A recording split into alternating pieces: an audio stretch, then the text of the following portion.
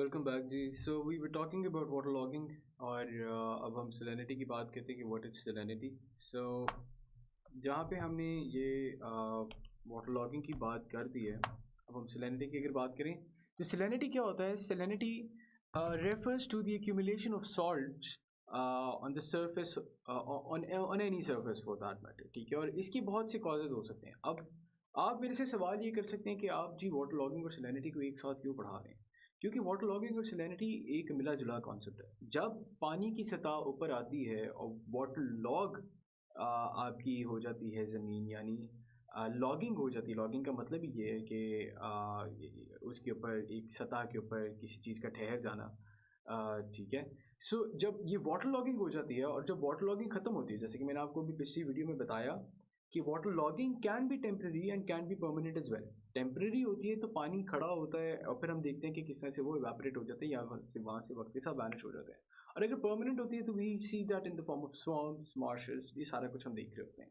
सो ये जब टेम्परेरी होता है तो होता क्या है कि ज़मीन के अंदर जो न्यूट्रिएंट्स होते हैं और जो एक्यूमुलेशन हुई होती है ज़्यादा सारी, वो प्लस पानी की अपने अंदर जो न्यूट्रिएंट्स मौजूद होते हैं, वो पानी की सतह के साथ, जब पानी की सतह ऊपर जाती है तो उसके साथ साथ वो भी ऊपर आते हैं। अब यही सतह यही पानी जब इवेपोरेट होता है, ठीक है, या ट्रांसपायर होता है फॉर दैट मैटर, पानी के अंदर जो वो सॉल्ट्स मौजूद होते हैं, वो जो न्यूट्रिएंट्स मौजूद होते हैं, वो ज़मीन के ऊपर आके उसकी सरफेस पे ठहर जाते हैं। इस कॉन्सेप्ट को हम आम ज़बान में कहते हैं salinity. Soil salinity is the salt content in the soil. The process of increasing the salt content is known as salinization. Salinization क्या है? It refers to a buildup of salts in soil eventually to toxic levels for plants. इनकी excess becomes toxic for the plants, and that is why salinization is also deemed to be very disastrous in a lot of circumstances. ठीक है, 3000 से 6000 parts per million की जो salts है, it troubles for most of the cultivated plants. Salts in soil decreases the osmotic potential of the soil so that plants can't take up water from it. ठीक है, होता क्या है? अब इसको तस्वर करते हैं। Let's just draw it over here और आपको बल्कि उससे पहले मैं पिक्चर दिखाता हूँ।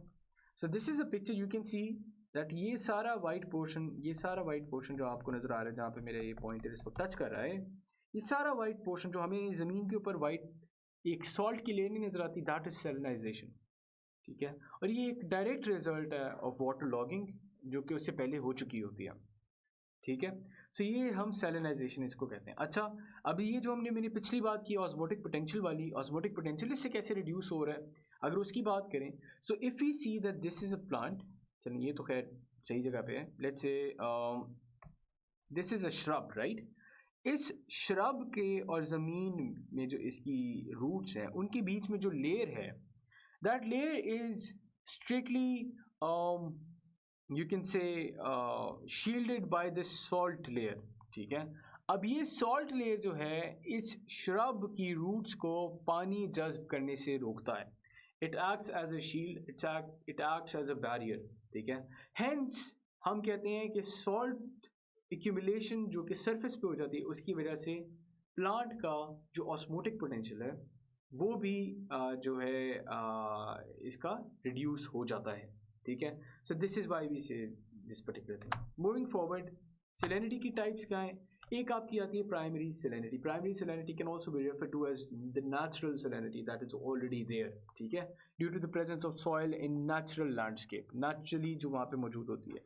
फिर आपकी सॉल्ट लेक्स में जो सॉल्ट मौजूद है, यानी कोई नेचुरल प्रोसेस है या नेचुरल फिनोमिनन है जिसकी वजह से सैलिनिटी हो रही है, that is known as primary salinity. इसमें मिसाल आपकी सॉल्ट लेक्स की भी है, मार्शेस की है, टाइडल स्वॉम्प्स की है, तमाम वो एरिया जहाँ पे नेचुरल अवेलेबिलिटी ऑफ सॉल्ट है without any external human intervention. इसी से हमारी दूसरी टाइप आ जाती है, that is secondary salinity. Secondary salinity क्या है? It is the salinization of soil due to human activities. और वो कौन सी ह्यूमन एक्टिविटीज़ हैं?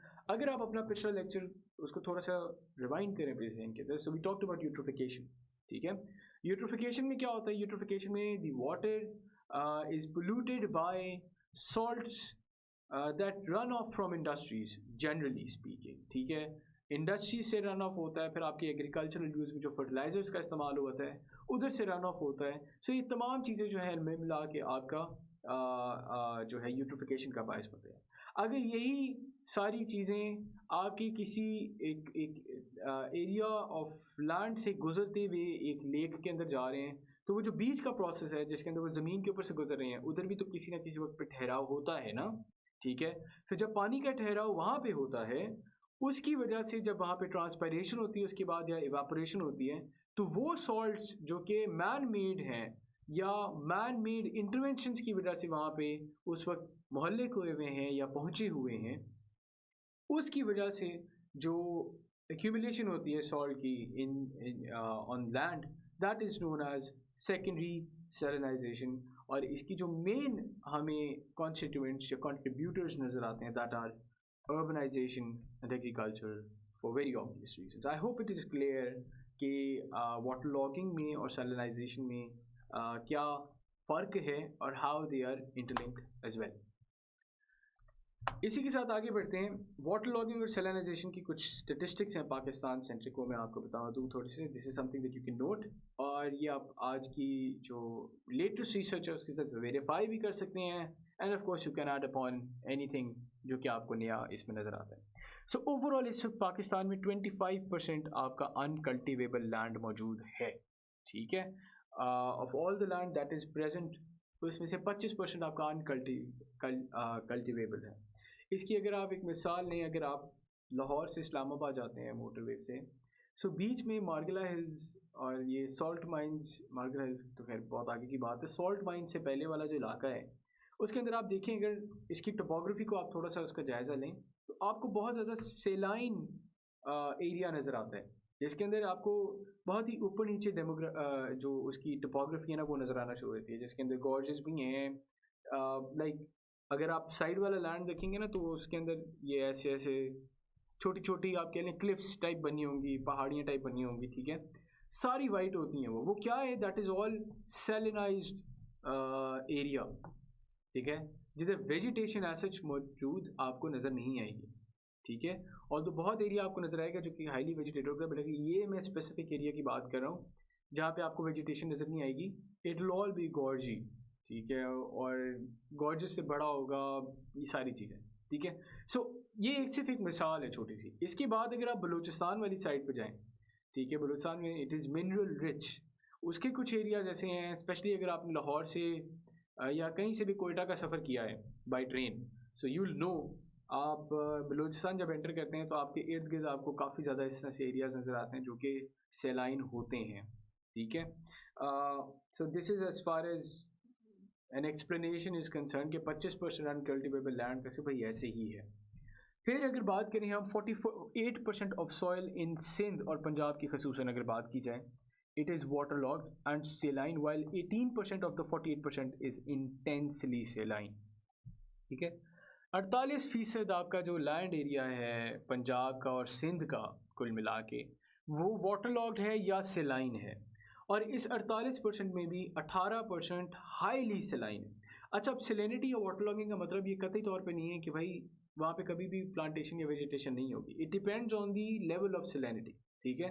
सो सेलेनिटी का इंटेंस लेवल है, एंड वहाँ पे आप देख सकते हैं कि जिधर ये इंटेंस सेलेनिटी है विच इज़ 18% ऑफ दैट 48%, वहाँ पे आपका जो है वहाँ पे ग्रोथ भी आपको लगभग नज़र ही नहीं आएगी, ठीक है। In the same manner around 100,000 acres land is waterlogged and saline each year, यानी हर साल ये जो पीछे आपको मैंने परसेंटेजेस बताई हैं इनके अंदर भी इजाफा होता हुआ आपको नज़र आता है। एवरी ईयर रफली 100,000 acres of land is waterlogged or saline, becomes waterlogged or saline on an annual basis। इजाफा हो रहा है हमारे यहाँ, घटाई या कमी पेशी कुछ नहीं हो रही, इजाफा हो रहा है बाकायदा, ठीक है। और इसमें एक और बहुत बड़ी वजह है, वो मैं खैर आपको कॉजेज़ हैं उनमें बताऊँगा, दैट इज़ ऑफ डिफॉरेस्टेशन। जितनी ज़्यादा डिफॉरेस्टेशन है उतना ज़्यादा ही आपका वाटर लॉगिंग और सैलिनिटी के चांसेस बढ़ जाते हैं। खैर, before I move on to the next slide, मैं यहाँ पे पॉज करता हूँ और अगली वीडियो में आपको नेक्स्ट स्लाइड बताता हूँ। You can take a break if you want to.